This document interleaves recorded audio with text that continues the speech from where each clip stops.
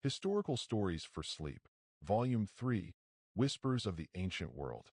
Section 1, Introduction and the River of Time. Welcome once more, gentle traveler, to this sacred space between waking and sleeping, this liminal realm where time itself becomes fluid and permeable. As you settle into comfort, as your body finds its natural resting position, as your breath begins to slow and deepen of its own accord, know that you are joining a river of consciousness that has flowed through all human history, connecting you to every person who has ever sought the healing darkness of sleep. Breathe deeply now, filling your lungs completely, then releasing that breath with a soft sigh of relief, of letting go, of surrendering the day's burdens. Again, breathe in peace, breathe out tension. One more time, breathing in the quiet that surrounds you, breathing out the noise that fills your mind. With each breath, you are becoming more relaxed, more present, more ready for the journey we will take together.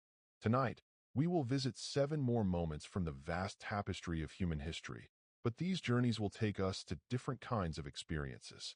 We will walk beside artisans as they complete their day's work, their hands tired but satisfied from creating beauty and utility. We will stand with healers performing ancient rituals of purification and cure. We will sail with navigators who read the stars from heaving decks, finding their way across trackless oceans. We will sit with families as they honor their ancestors and prepare for sleep in dwellings carved from stone, woven from reeds, built from the very earth itself. In each of these moments, we will discover not grand historical events, but something more intimate and true. The quiet satisfaction of work completed, the peace of ritual properly performed, the comfort of home and family, the deep connection to ancestors and traditions that gives meaning to individual existence. These are the experiences that filled most days for most people throughout history. Not battles and coronations, but the patient, repetitive, meaningful work of living, of making, of caring for one another, of maintaining the connections between earth and sky, between past and future, between the living and the dead. Feel your body now, heavy and relaxed, sinking deeper into whatever supports you. Your head rests heavily on its pillow, your neck released from the work of holding it upright all day. Your shoulders drop away from your ears, tension flowing out of them like water flowing downhill. Your arms lie peacefully at your sides or folded on your chest, wherever they have naturally settled, requiring no effort to maintain their position. Your back spreads wide against the bed, each vertebra releasing, each muscle softening. Your hips and legs are heavy, so heavy, as if made of warm sand or soft clay. Your feet relax completely, toes uncurling, ankles loose, all the small bones and muscles that have carried you through the day now surrendering to gravity's gentle pull.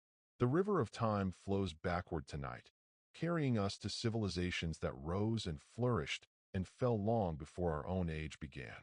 Yet in these ancient places, we will find people exactly like ourselves, conscious, feeling, striving, resting. They spoke different languages, worshiped different gods, organized their societies in different ways, but in the fundamental experiences of being human, in work and rest, in love and loss, in the daily rhythms of sunrise and sunset, in the universal need for sleep. They were our brothers and sisters, our ancestors, ourselves wearing different faces, living in different times.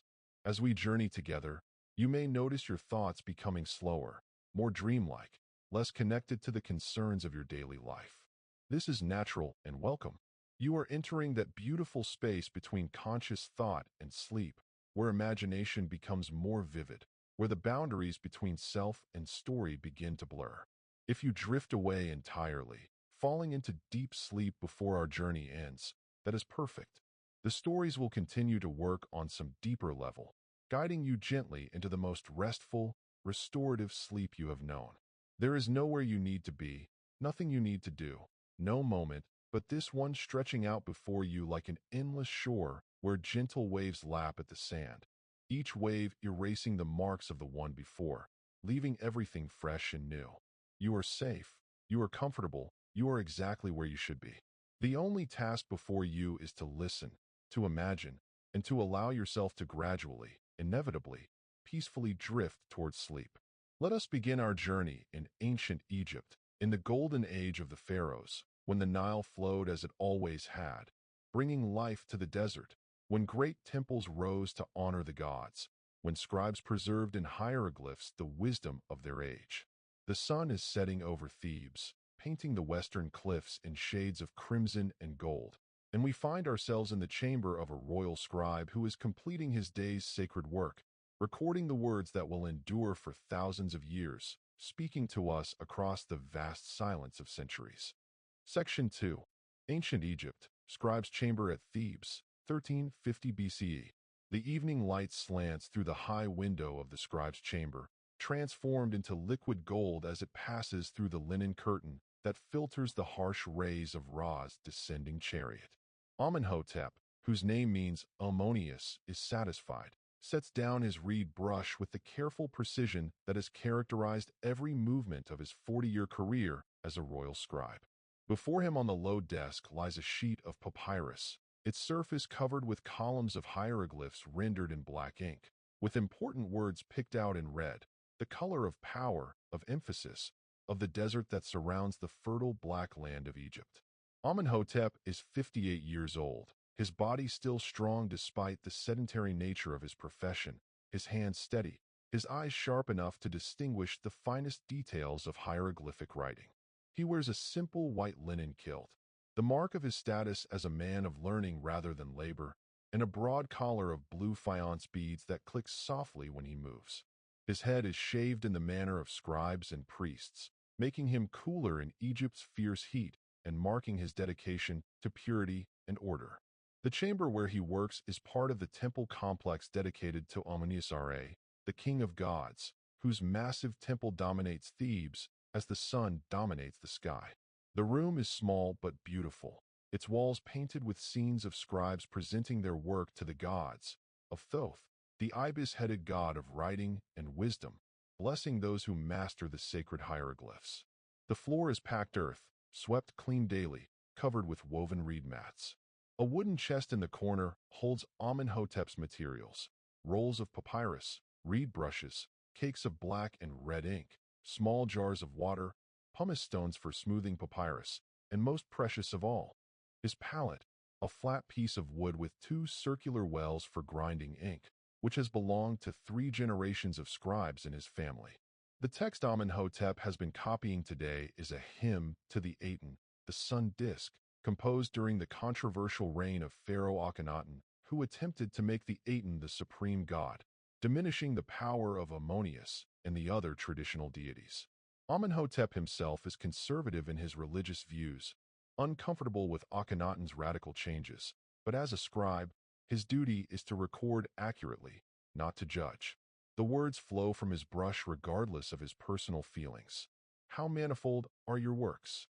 They are hidden from the face of man, O sole God, like whom there is no other. He reads over what he has written, checking for errors. A mistake in a religious text is more than mere carelessness. It is a kind of sacrilege, a disruption of Ma'at, the cosmic order that holds chaos at bay. Every hieroglyph must be perfect, every word correctly spelled, every line properly aligned. This is why scribes are honored, why they occupy a privileged position in Egyptian society. They are the keepers of words, the preservers of knowledge, the bridge between the divine and the human, between past and future. The light continues to fade, and Amenhotep knows he must soon stop work.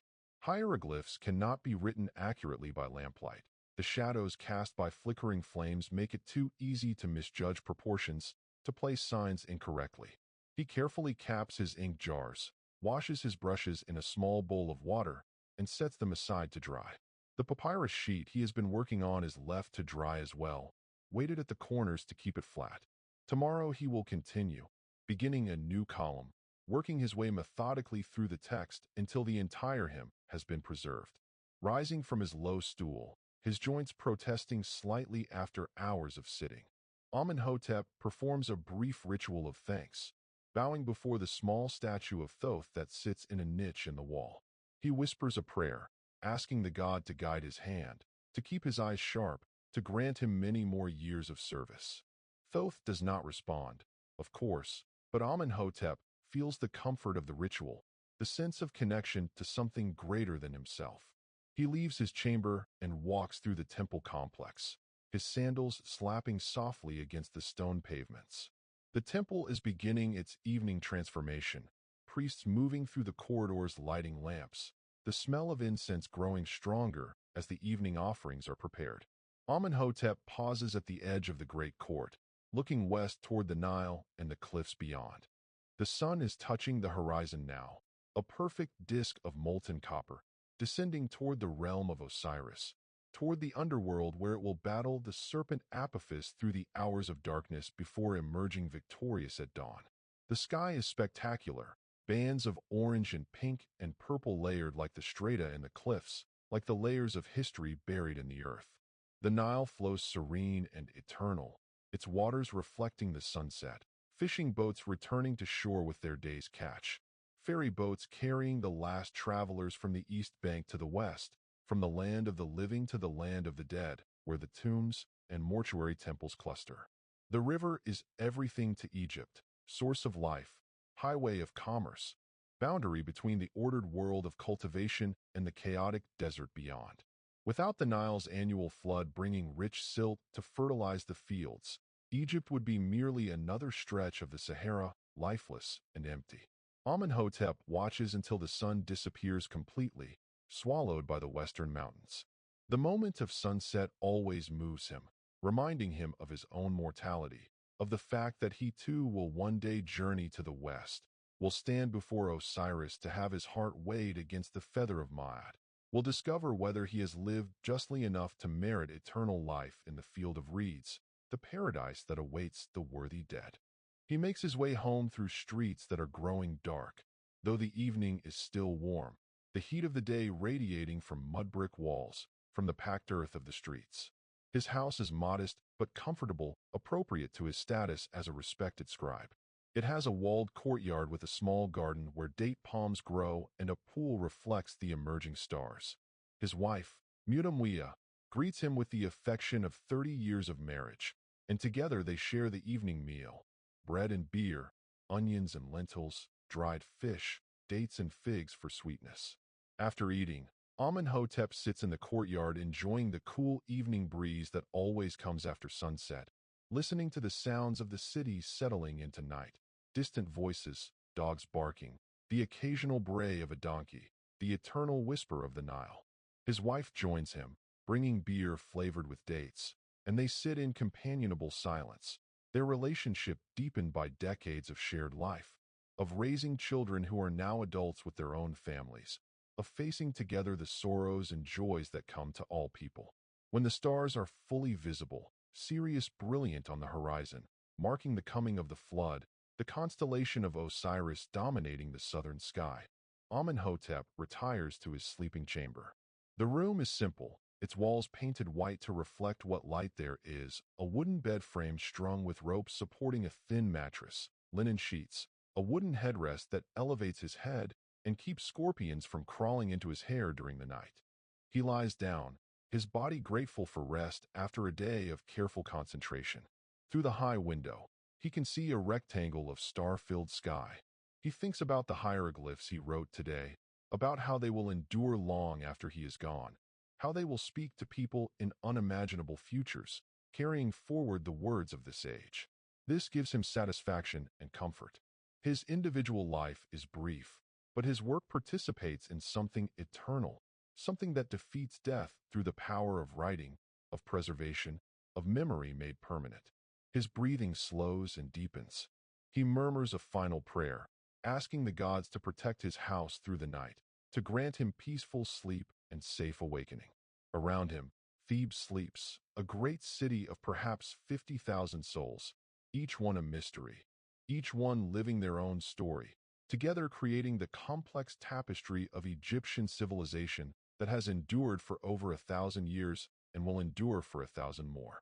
Amenhotep dreams of hieroglyphs, of the sacred signs that connect gods and humans, of the eternal words that flow from his brush like water from the Nile, giving life, preserving knowledge, maintaining Ma'at against the ever-present threat of chaos.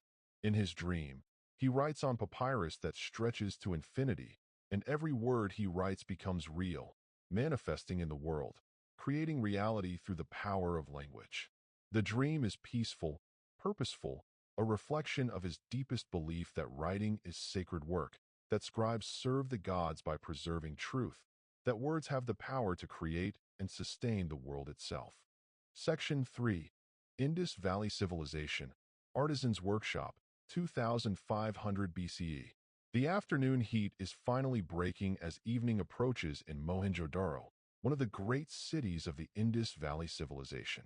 In a workshop on a street lined with brick houses, all built to the same exacting standard, all connected to the sophisticated drainage system that is one of the marvels of this ancient culture, an artisan named Daksha puts the finishing touches on a seal he has been carving for the past 3 days. The seal is small, perhaps 2 centimeters square, carved from steatite, a soft stone that can be worked with copper tools but hardens with time and heating. Its surface shows a beautifully rendered zebu bull, the humped cattle that are sacred in this culture, surrounded by symbols from the still undeciphered script of the Indus people. These seals are used to mark ownership, to seal containers of trade goods, to authenticate documents.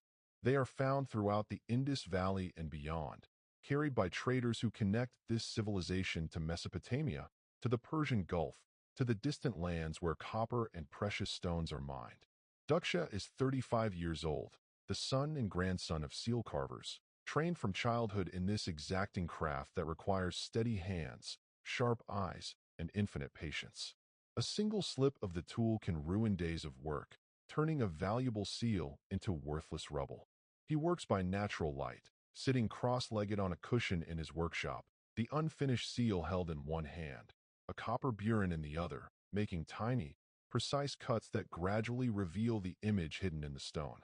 The workshop is part of his house, a typical Mohenjo-daro dwelling with rooms arranged around a central courtyard, thick brick walls that keep the interior cool even during the fierce heat of summer, a flat roof where the family sleeps during the hottest months. The city itself is a marvel of planning and engineering, streets laid out in a precise grid, houses of baked brick rather than the mud brick common elsewhere, a sophisticated water supply system with wells and bathrooms, drains that carry waste away to covered sewers, amenities that will not be seen again in human civilization for thousands of years. As the light fades, Daksha sets aside his tools. The seal is nearly complete. Tomorrow he will make the final refinements, drill the hole through which a cord can be threaded, polish the surface until it gleams. Then it will be fired to harden it, making it durable enough to last for generations. This particular seal has been commissioned by a merchant who trades in cotton textiles, the fine cotton cloth for which the Indus cities are famous, woven from the cotton plants that grow in the irrigated fields surrounding the city. Daksha stands and stretches, feeling the stiffness in his back and shoulders from hours of hunched concentration. He is satisfied with the work, proud of the crisp lines, the naturalistic rendering of the bull, the elegant proportions of the script characters. These seals are more than functional objects. They are works of art, expressions of aesthetic values, representations of the creatures and symbols that hold meaning for his people. He walks to the courtyard where his wife, Shanti, is preparing the evening meal over a clay stove, adding fuel to keep the fire burning. Their 2 children play nearby, a boy of 7 and a girl of 5. Their voices high and cheerful in the cooling air. The courtyard is the heart of the home, open to the sky, with a well in one corner providing fresh water, potted plants adding greenery, a rope bed where they can sit or sleep. Water is abundant in Mohenjo-daro, more abundant than in the desert cities of Mesopotamia or Egypt. The Indus River flows nearby, its annual floods less predictable than the Nile's, but still bringing fertile silt to refresh the fields.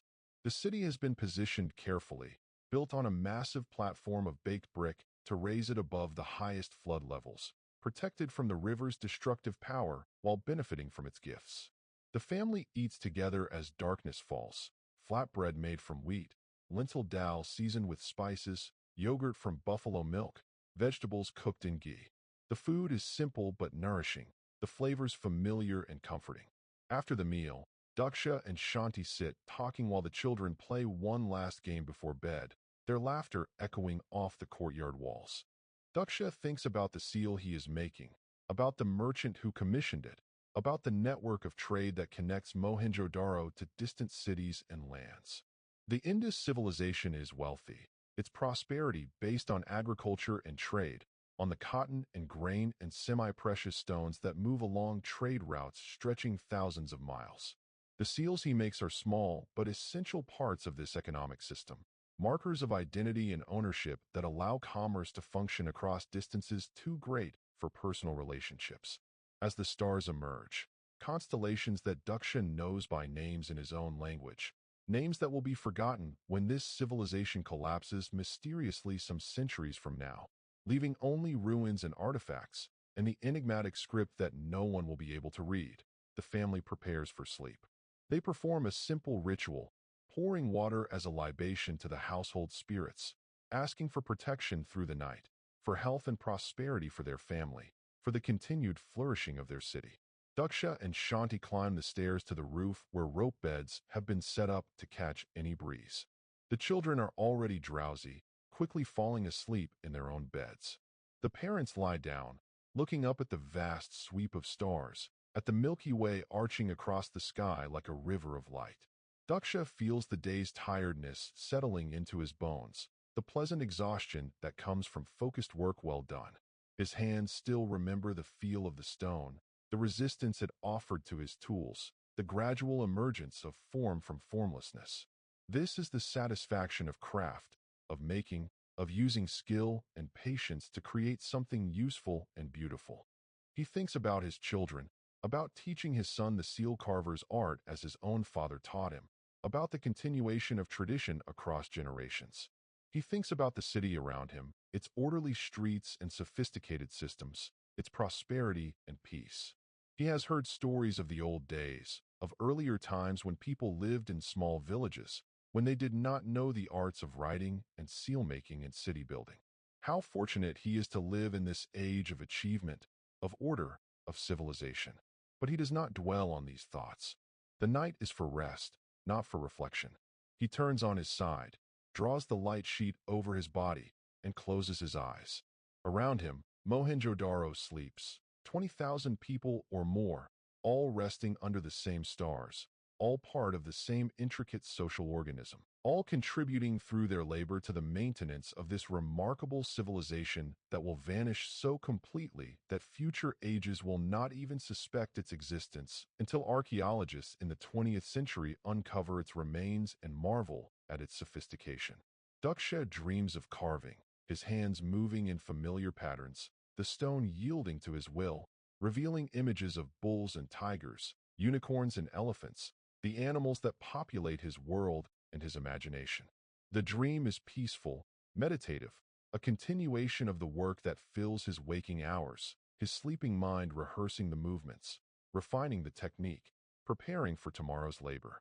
When morning comes, he will wake refreshed, ready to complete the seal, to begin another, to continue the work that gives his life meaning and purpose, that connects him to tradition and to the future, that makes him not just Daksha the individual, but Daksha the seal carver, part of the great chain of craftsmen who maintain the arts and skills that civilization requires. Section 4. Ancient Greece, Healer's Temple, 400 BCE. The last light of day illuminates the columns of the Asclepion, the temple sanctuary dedicated to Asclepius, god of healing, built on a hillside outside the city of Epidaurus. The physician-priest Hippocles, named after the great Hippocrates whose teachings have revolutionized Greek medicine, moves through the sacred precincts performing the evening rituals that prepare the sanctuary for the night, for the sacred sleep during which the god may visit suppliants in dreams and reveal cures for their ailments.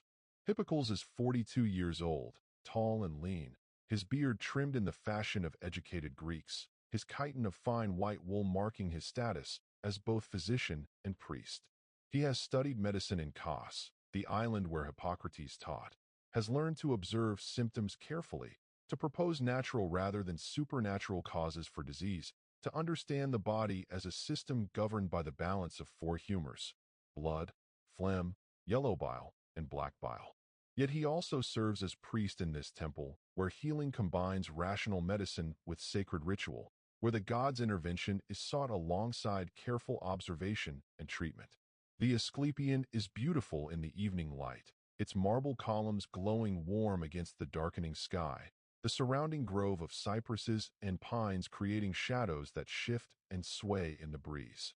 The sanctuary includes not only the main temple, but also a theater where healing dramas are performed, baths for ritual purification, a gymnasium for exercise, dormitories where suppliants will sleep hoping for healing dreams, and Hippocles' own chambers where he prepares medicines and consults with patients. A group of suppliants has arrived today seeking healing. A merchant with chronic stomach pains, a woman who has been unable to conceive a child, an elderly farmer whose joints ache unbearably, a young athlete who injured his leg in competition and fears it will never heal properly. They have made the pilgrimage to Epidaurus, brought offerings for the god, paid the required fees. Now they must undergo purification before they can sleep in the sacred dormitory where dreams may come. Hippocles leads them to the baths, where they wash in cold spring water that flows from a sacred source, believed to carry healing properties. The water is indeed pure and clean, free of the contamination common in city wells, and this alone contributes to healing. The suppliants wash thoroughly, not just their bodies, but symbolically washing away the spiritual impurities that Greeks believe can contribute to physical illness. After bathing, they dress in clean white garments provided by the temple and gather in the main temple for the evening sacrifice. Hippocles leads the ritual, offering a black ram to Asclepius, its blood poured on the altar, its meat roasted and shared among all present. The god must be honored, his favor sought through proper ceremony. Even Hippocles, who knows that many diseases have natural causes and respond to natural treatments, believes that the divine realm and the natural realm interpenetrate, that healing is both art and grace.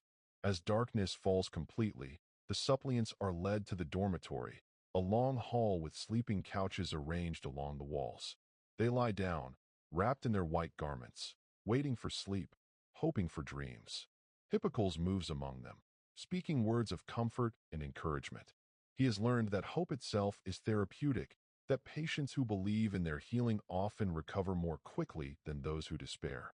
When all the suppliants are settled, Hippocles retires to his own chambers. He lights an oil lamp, sits at his desk, and reviews his notes on the day's patients. The merchant's stomach pains likely result from anxiety and poor diet. Hippocles will recommend bland foods, moderate exercise, and techniques for calming the mind. The woman unable to conceive may have a physical obstruction, or perhaps the problem lies with her husband. This requires delicate investigation. The farmer's joint pain is probably arthritis, the natural deterioration of age, for which Hippocles can offer willow bark tea to reduce pain and anti-inflammatory poultices, but no cure. The athlete's leg is healing well. The injury was not as severe as feared, and with rest and gentle exercise, full recovery should come. These are his honest medical assessments, based on observation and the systematic knowledge passed down through generations of Greek physicians. But he will present them to the patients as interpretations of the dreams the god sends, for this preserves their faith and makes them more likely to follow the prescribed treatments. Hippocles sees no contradiction in this. The god works through natural means. Rational medicine and divine healing are two aspects of the same reality. He makes notes on wax tablets, recording observations that he will later transfer to papyrus for his collection of case studies. Hippocrates taught that careful observation and record-keeping are essential to advancing medical knowledge, that by comparing cases, physicians can discover patterns and develop better treatments. Hippocles is part of this tradition, contributing his small portion to the growing body of medical wisdom. The lamp flickers, shadows dancing on the walls painted with scenes of Asclepius healing the sick, accompanied by his daughters Hygeia and Panacea, personifications of hygiene and cure. Hippocles thinks about the dual nature of his calling, the way he stands between the rational and the sacred, between observation and faith. Some of his colleagues, particularly the younger physicians trained in the new methods, are skeptical of temple healing, considering its superstition. But Hippocles has seen too many cases where faith and ritual contributed to recovery, where the patient's belief in divine intervention mobilized their own healing powers. The mind and body are not separate. he believes, but intimately connected. A patient who believes they will recover often does recover, while a patient who has lost hope often dies despite treatment. The dreams that come in the Asclepian, whether sent by the god or arising from the patient's own mind, create hope and expectation, and these psychological states have real physical effects. Hippocles completes his notes and prepares for bed. His chamber is simple but comfortable, with a sleeping couch, a chest for clothing and medical supplies, shelves holding his collection of medical texts, precious scrolls copied from the works of Hippocrates and other authorities. He performs a brief prayer, thanking Asclepius for the privilege of serving as his priest-physician, asking for continued skill and wisdom. Lying down, he can hear the distant sounds of the suppliants in the dormitory, their breathing, occasional movements, the soft calls of night birds in the cypress grove. He thinks about healing, about the mystery of why some recover and others do not, about the limits of medical knowledge and the need for humility in the face of that vast unknown. He has dedicated his life to healing, to alleviating suffering, to understanding the workings of the human body and mind. Some days he feels successful, when a patient recovers beyond expectations. Other days he feels helpless, when disease progresses despite his best efforts, when death comes regardless of treatments. But he continues, day after day, because this is his calling, his purpose, the work to which he has been called by both inclination and training. Sleep comes gently to Hippocles, and he dreams of the god Asclepius appearing to him as a kindly old physician, showing him new treatments, new ways of understanding disease, new paths to healing. Whether this is truly divine revelation or his own mind processing the day's experiences, he cannot say. But when he wakes in the morning, he remembers the dream clearly and makes notes of the insights it contained, adding them to his growing collection of medical knowledge. In the dormitory, the suppliants also dream, each experiencing visions unique to their needs and expectations. Some dream of the god touching their afflicted parts, of his healing hands driving out disease. Others dream of snakes, the god's sacred animal, licking their wounds. Still others dream of prescriptions, of specific treatments they should follow. In the morning, Hippocles will interpret these dreams, will prescribe treatments based on what the god has supposedly revealed, and many of the patients will indeed begin to recover, helped by the combination of rational medicine, sacred ritual, and the powerful placebo effect of belief and hope. Hashtag Section 5. Han Dynasty China, Silk Weaver's House, 100 CE. The evening shadows lengthen across the courtyard of the Silk Weaver's House in Luoyang, capital of the Han Dynasty, one of the greatest empires the world has known. Inside the workshop, the master weaver Chun Wei guides her shuttle through the final pattern of the day, her movements practiced and precise, the silk threads gleaming in the fading light like captured moonbeams, like liquid stars transformed into fabric. Chen Wei is 53 years old, her hair now gray, but her hands still steady, her eyes still sharp enough to distinguish the subtle color variations in dyed silk threads. She comes from a family that has woven silk for 6 generations, the closely guarded techniques passed from mother to daughter, creating fabrics so fine and beautiful that they command extraordinary prices, traveling the Silk Road to distant lands where emperors and kings pay fortunes for even small pieces of Han silk. The loom before her is a complex mechanism of wooden frames and heddles, warp threads stretched tight, weft threads carried back and forth by the shuttle she controls with effortless grace. The pattern she is creating today is a traditional one, stylized clouds and dragons in gold thread against a background of deep blue, a design associated with imperial power. This particular bolt of silk has been commissioned by a court official to be made into ceremonial robes that will mark his status and honor his family. The silk itself began as tiny eggs laid by silk moths, carefully tended and hatched. The resulting caterpillars fed on fresh mulberry leaves for weeks until they spun their cocoons of raw silk filament. The cocoons were then boiled to kill the pupae and soften the silk, which was carefully unwound, each cocoon producing a thread hundreds of meters long, then twisted with other threads to create yarn strong enough for weaving. The yarn was dyed using pigments derived from plants and minerals, indigo for blue, madder for red, safflower for yellow, combinations creating every shade imaginable. This entire process, from moth to finished fabric, takes months of careful work by many hands. Yet Chun-Wei knows every step intimately, having participated in all aspects of silk production throughout her long career. She understands that silk weaving is not just a craft but an art, requiring technical skill, aesthetic judgment, patience, and a kind of meditation in motion, a surrendering of self to the rhythm of the work. As the light fades too much for further weaving, Chun-Wei stops, secures the threads, and covers the loom with a cloth to protect it from dust.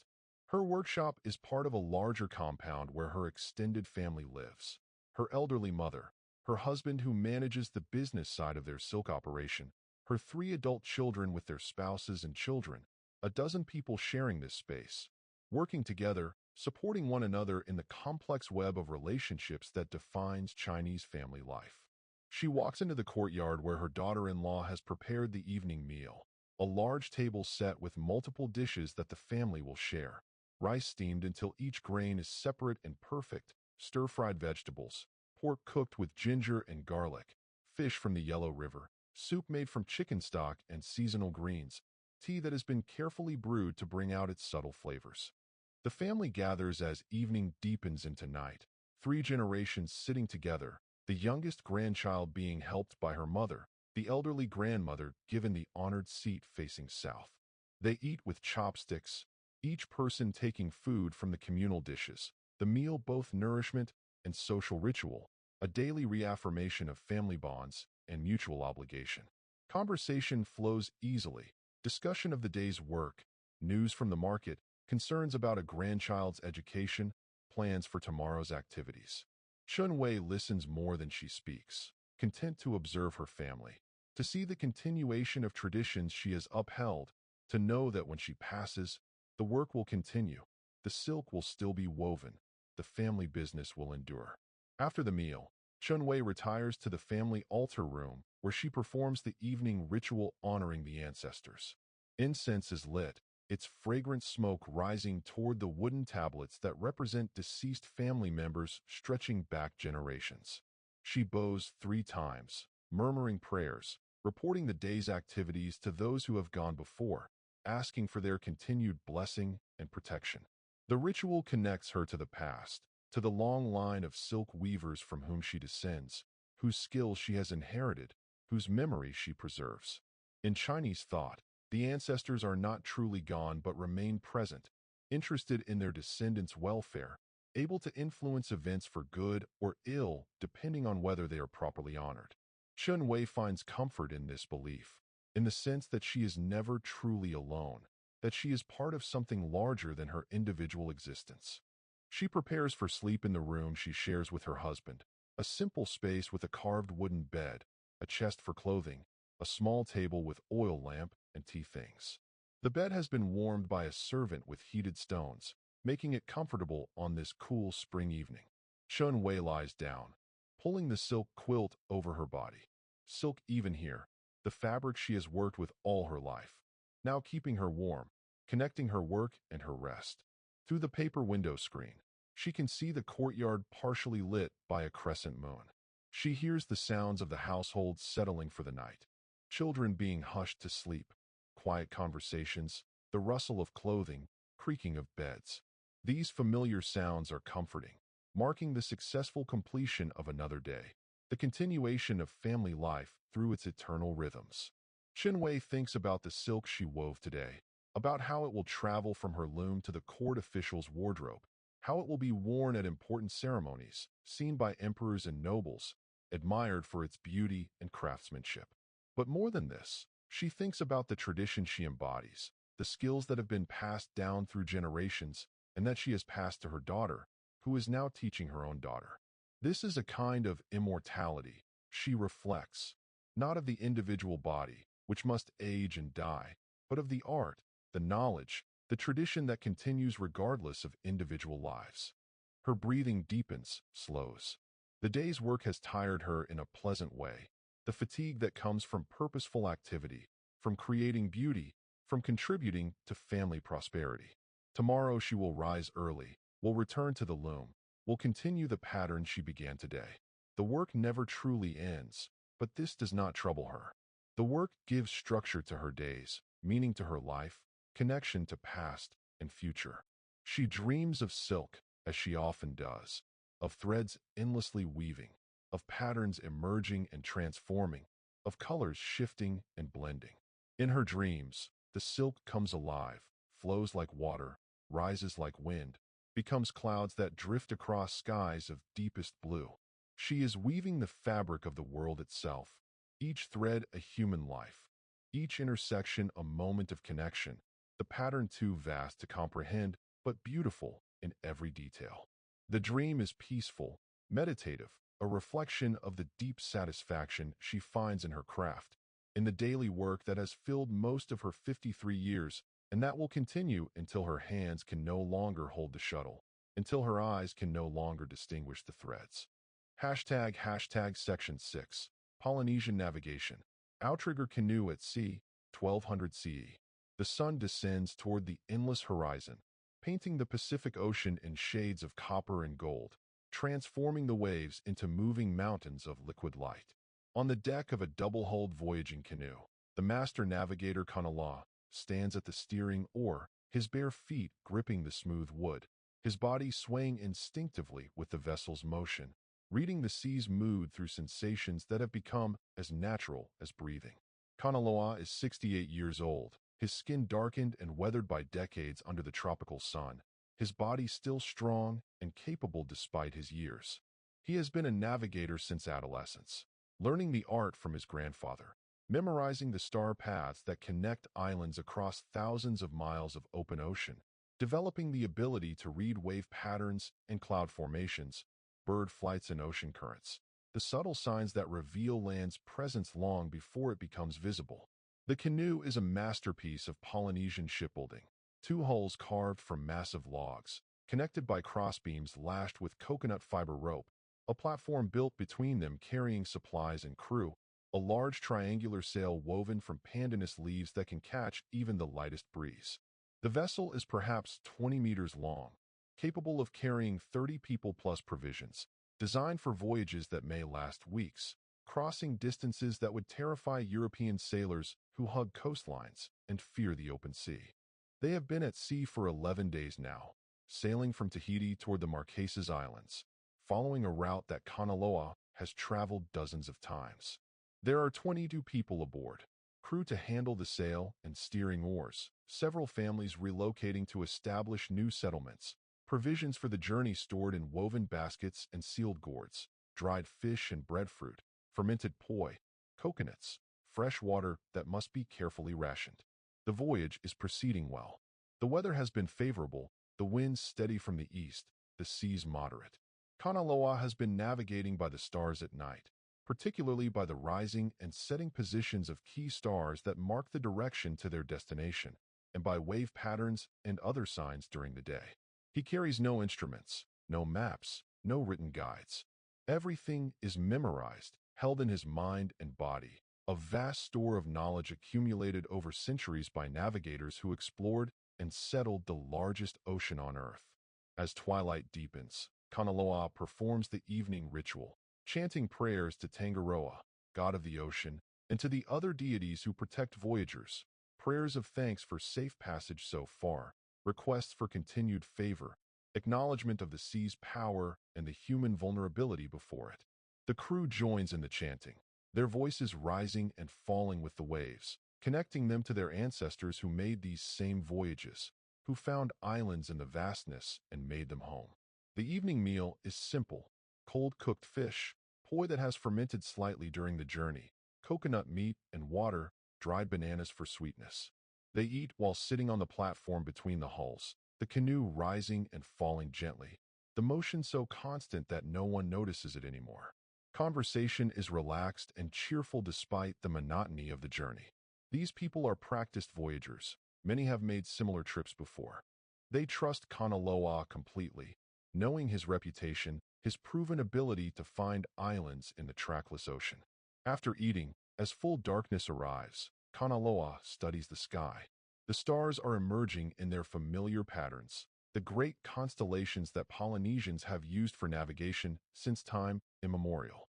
There is the star path they are following, a series of stars that rise and set along a line pointing toward their destination.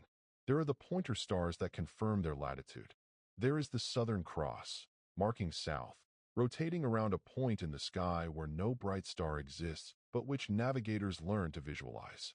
Kanaloa adjusts the steering or slightly, making a minor course correction based on the star's positions. The helmsman who will take the next watch observes carefully, learning from the master's subtle adjustments. Navigation is taught through apprenticeship, through years of voyaging with experienced navigators, through gradual absorption of knowledge that cannot be fully captured in words, but must be learned through the body, through direct experience. The night is beautiful, warm, and clear, the ocean transformed into liquid darkness studded with reflected starlight. The Milky Way stretches overhead like a river, like a path leading to the realm of the gods.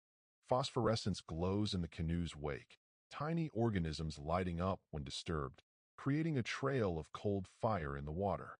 Flying fish break the surface occasionally, their wings catching moonlight as they glide above the waves before plunging back into darkness. Most of the crew settles down to sleep on the platform, wrapped in tapa cloth, using rolled mats as pillows. They sleep in shifts, some always awake to handle the canoe, to watch for squalls or other dangers, to maintain the course toward their destination. Kanaloa remains at the steering or through the first part of the night. As is his custom, his body relaxed but alert, his mind empty of thought but acutely aware of wind direction, wave patterns, the stars slow wheeling across the sky. He thinks about the generations of navigators who came before him, who discovered and settled every habitable island in this vast ocean, who developed the knowledge systems that make such voyages possible. The Pacific is larger than all the world's land masses combined, yet his ancestors explored it thoroughly, finding islands as small as single atolls in millions of square kilometers of empty sea. This achievement rivals anything accomplished by any civilization, yet it required no writing, no instruments, only the human mind and body trained to read nature's signs, only courage and skill and the accumulated wisdom of generations. Near midnight, Kanaloa finally surrenders the steering oar to his apprentice, a young man of 25 who has voyaged with him for 10 years and is nearly ready to navigate independently.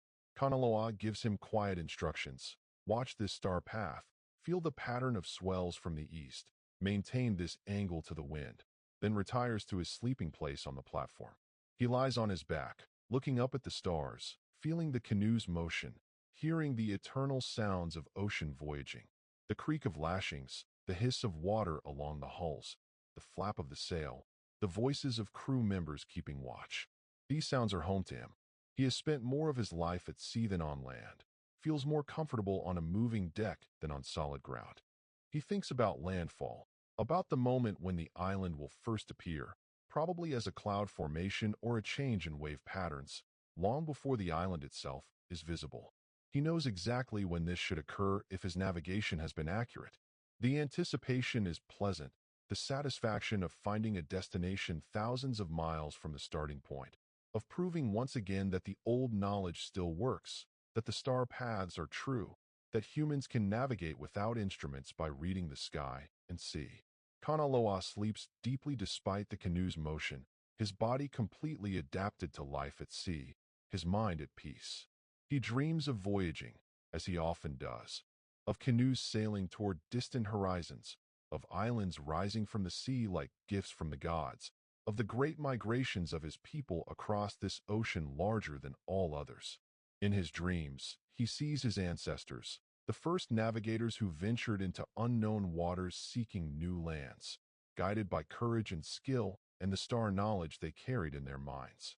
He sees himself as one link in this chain stretching back into mythic time and forward into an unimaginable future, sees his knowledge passing to his apprentice who will teach another generation, keeping alive the tradition that allowed humans to settle the Pacific.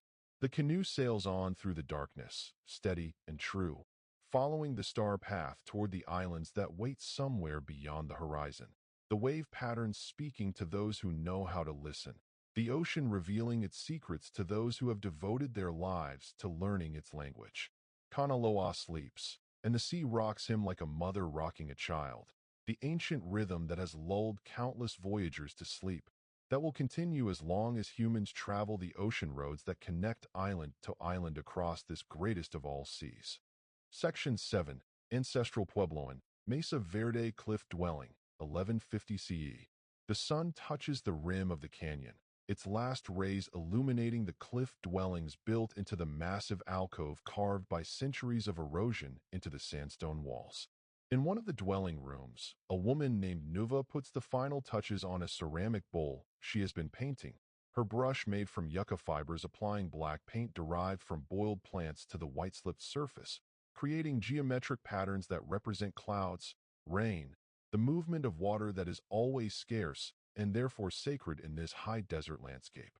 Nuva is 43 years old, mother of 5 children, grandmother to 3, a master potter whose work is recognized throughout the pueblos as exceptionally beautiful and technically perfect.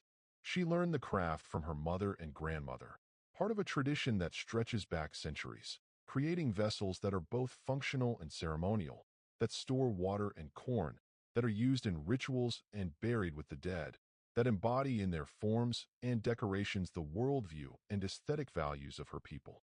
The dwelling room where she works is small, perhaps 3 meters square, with walls of carefully shaped sandstone blocks mortared with adobe, a roof of wooden beams supporting smaller branches, and a layer of mud. The room is one of dozens built into this alcove, stacked in tiers like a honeycomb, connected by ladders and narrow passages, housing a community of perhaps 150 people who have chosen this dramatic location for reasons both practical and spiritual. The cliff dwelling provides protection from enemies and from the elements. The overhang shields the rooms from rain and snow, while the south-facing orientation captures winter sun for warmth.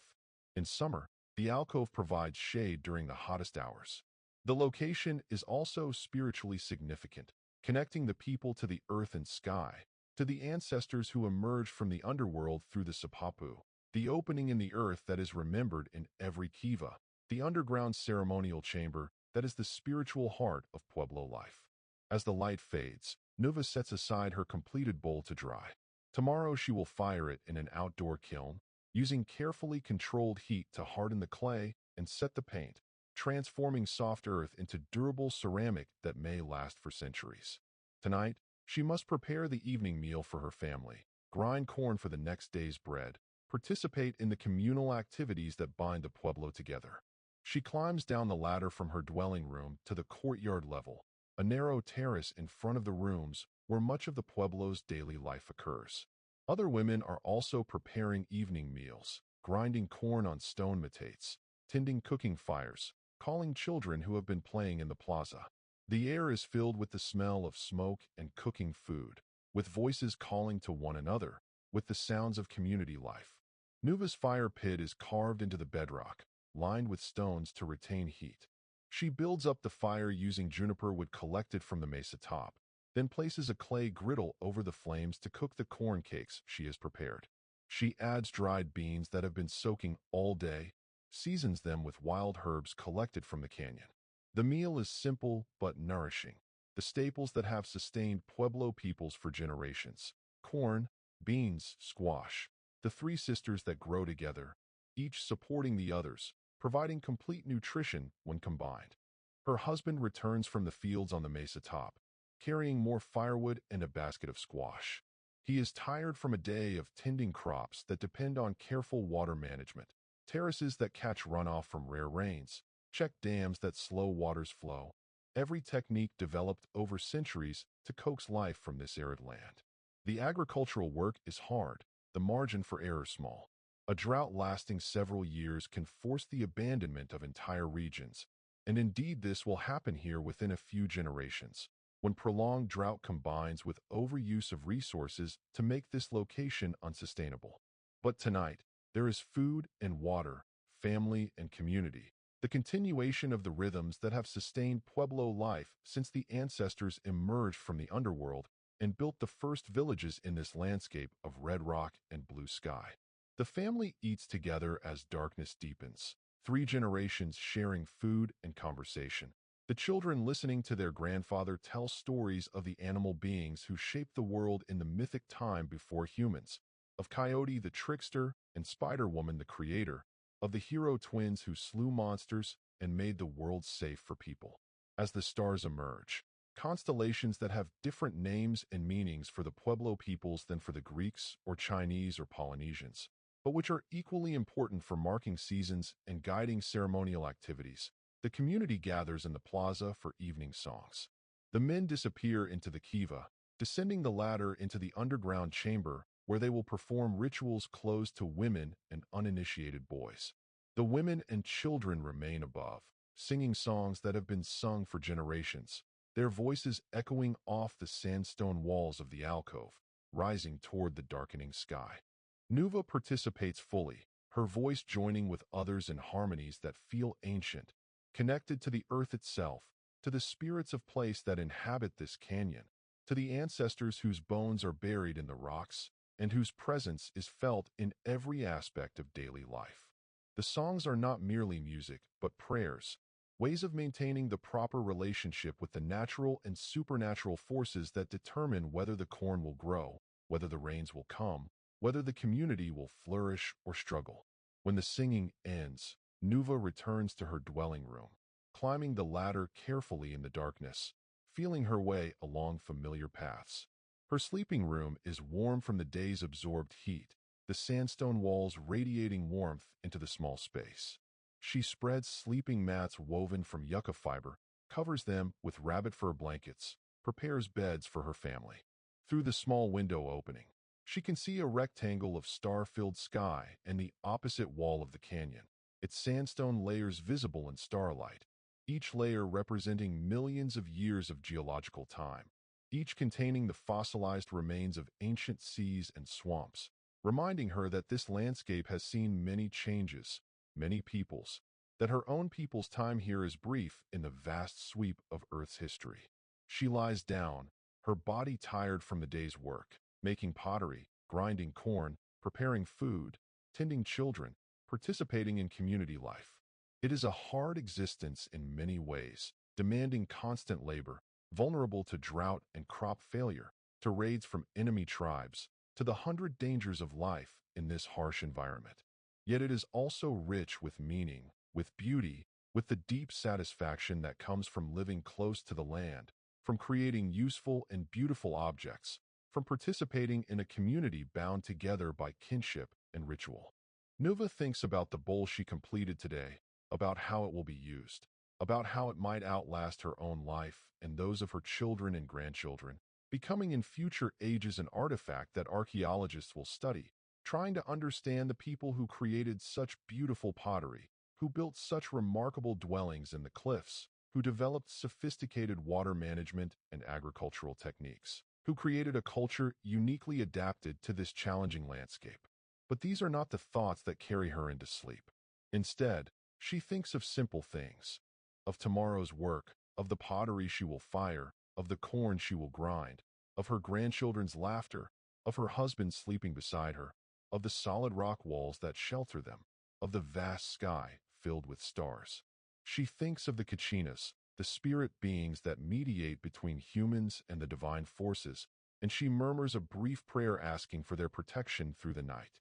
Sleep comes easily to Nuva, bringing dreams of pottery, of endless coils of clay being shaped and smoothed, of patterns emerging under her brush, of bowls and jars filling with water and corn and all good things, of vessels that hold not just physical substances, but spiritual meanings, connections to ancestors and to the land, to the cycles of planting and harvest, to rain and fertility and the continuation of life itself.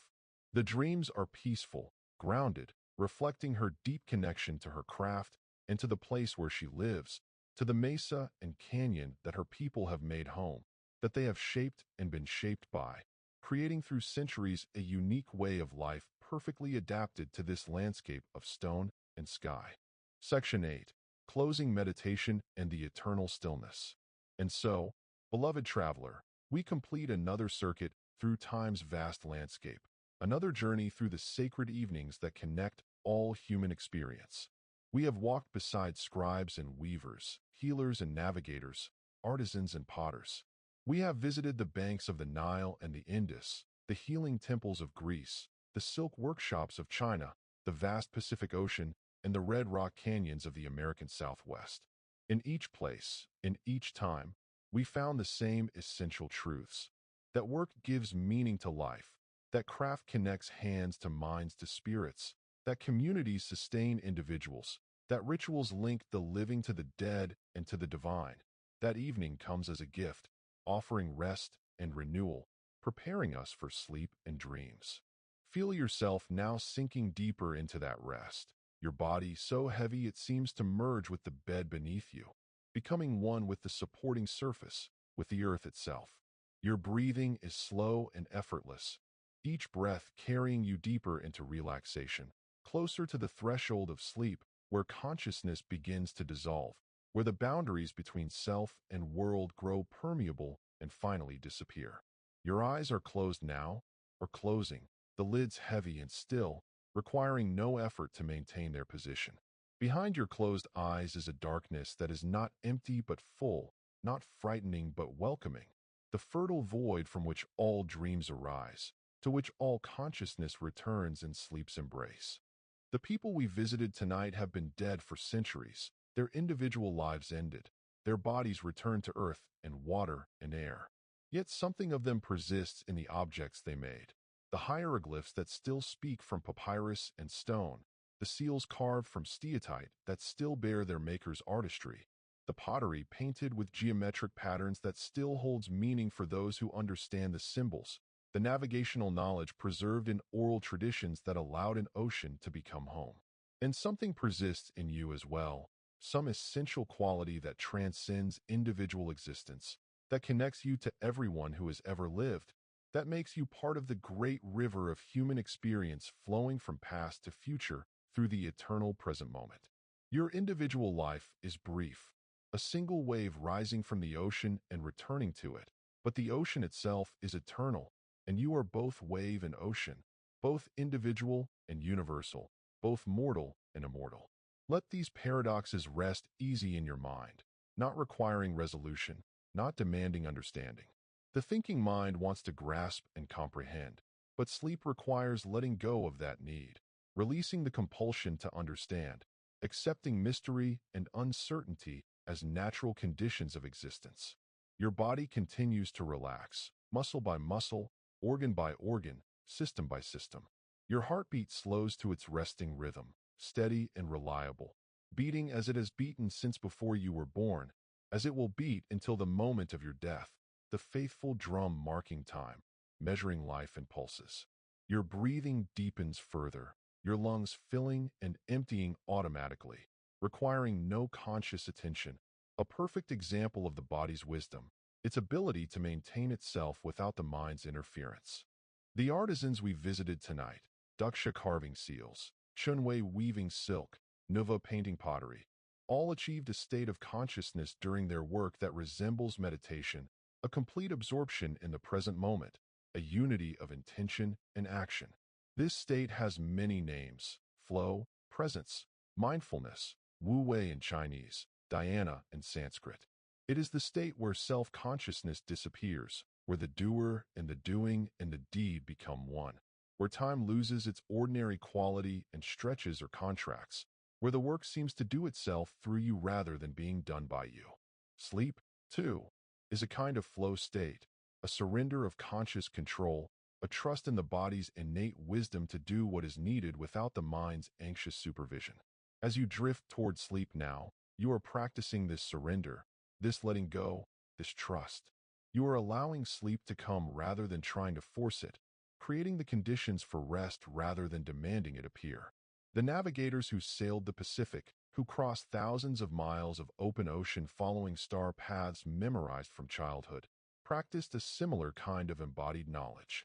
They did not navigate by thinking, but by feeling, by reading subtle signs through senses trained through years of practice, by trusting their bodies to know what their minds could not fully articulate. Their navigation was a form of poetry, of intuition, of being in harmony with natural forces rather than trying to control them. You, too, can navigate toward sleep through feeling rather than thinking, through trusting your body's wisdom, through releasing conscious control and allowing natural processes to unfold. Notice how sleep has been approaching throughout this journey, how you have grown progressively more relaxed, more drowsy, more ready to release waking consciousness. This has happened not through effort, but through allowance, not through striving, but through surrendering. The scribes we met, Amenhotep in Egypt, writing hieroglyphs that would last millennia, understood that their work was not for themselves alone, but for the future, for people they would never meet, for times they could not imagine. Your rest tonight, too, is not just for you, but for everyone you will encounter tomorrow, everyone whose life will touch yours, everyone who will benefit from your presence when you wake refreshed and restored. The healers, Hippocles in the Greek Asclepian, knew that healing involves both body and mind, that belief and expectation have real physical effects, that hope itself is therapeutic. Bring that same healing intention to your sleep now. Believe that this sleep will restore you, will heal what needs healing in body and mind, will prepare you for a new day full of possibility and promise. All across this planet right now, as you rest, millions of other humans are also sleeping, each in their own way, in their own place, yet all participating in the same universal experience. In Tokyo and London, in Mumbai and Sao Paulo, in small villages and great cities, in deserts and jungles, and on mountain peaks, humans are surrendering to sleep, trusting in its restorative power, allowing consciousness to dissolve into dreams. You are part of this vast human community of sleepers, connected to strangers you will never meet, but with whom you share the most intimate experience. The nightly death and rebirth that is sleep and waking, the journey into unconsciousness and the return to awareness, the eternal cycle that structures all conscious life. The stars that shone on all these ancient peoples, on Babylon and Mohenjo-daro, on Epidaurus and Loyang, on the Pacific navigators and the cliff dwellers, still shine tonight. Though many of those civilizations have vanished, though their languages are dead or transformed, though their gods are forgotten or renamed, the stars endure, constant in their courses, reliable in their patterns, indifferent to human history, yet essential to human navigation through time and space. Let yourself become like a star now, constant, luminous, serene, burning with a cold fire that asks nothing, gives light without diminishing, exists in a present that is eternal. You are both the star and the darkness in which it shines, both the light and the space that contains it, both being and nothingness, both form and emptiness. These are the paradoxes at the heart of existence, the mysteries that great traditions have circled for millennia, that we are both something and nothing, both individual and universal, both mortal and eternal. In sleep, these paradoxes resolve naturally, without effort, without thought. The individual consciousness that has maintained itself all day finally releases its grip, dissolves back into the source from which it arose, rests in the vast awareness that underlies all particular awarenesses. Your breathing now is barely perceptible, so slow and shallow that you might not be breathing at all, though of course you are, the body maintaining itself perfectly, requiring no conscious attention. Your heartbeat, too, has slowed to its deepest resting rhythm, each beat strong and complete, the pulse of life continuing its eternal song. You are sleeping now, or so close to sleep that no distinction remains, hovering in that borderland where consciousness meets unconsciousness, where waking meets dreaming, where the known world gives way to the mysterious realm that opens each night, that receives us all, that holds us in its dark embrace until morning comes and calls us back to the tasks and relationships that constitute our waking lives. But morning is far away, in a future that does not yet exist. There is only now, only this moment, only the soft darkness and the deep peace, only the gentle dissolution of all boundaries, all concerns, all the accumulated weight of being an individual self in a complex world. Release it all now. Let it all go. Sink into the emptiness that is fullness, the darkness that is light, the nothing that is everything. Sleep deeply. Sleep peacefully. Sleep completely. Rest in the eternal arms that have held all beings since consciousness first arose, that will hold all beings until consciousness returns to its source. The ancient peoples we visited tonight understood that life and death, waking and sleeping, are not opposites but partners in the dance of existence. Each requires the other, defines the other, makes the other possible and meaningful. Without death, life would have no urgency, no preciousness.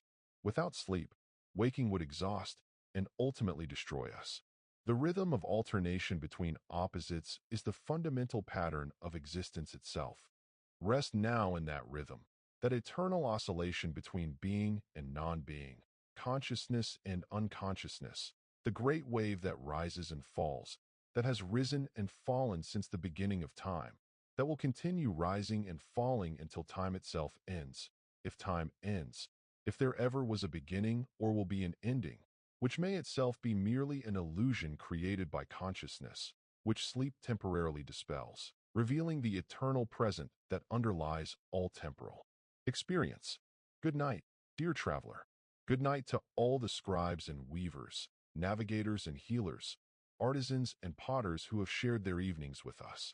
Good night to the ancient civilizations that rose and flourished and fell, leaving behind artifacts and ruins and the ghostly echo of their wisdom. Good night to the earth and sky, to stars and stones, to rivers and oceans, to all beings visible and invisible, mortal and immortal, actual and possible. Sleep now. Sleep deep. Sleep long. Sleep well. The journey is complete. You have arrived at your destination. There is nowhere else to go, nothing else to do. Only this, the soft darkness, the deep peace, the eternal stillness that was there before anything existed and will remain when everything has passed away. Sleep. Silence. All words cease. All thoughts dissolve. All boundaries disappear. There is only the vast, luminous darkness that is both everything and nothing, both presence and absence, both being and non-being. There is only sleep, deep and dreamless, the blessed nothingness from which all things arise and to which all things return, the eternal source and ground of existence itself, holding you now in its infinite compassion, its boundless peace, its perfect rest.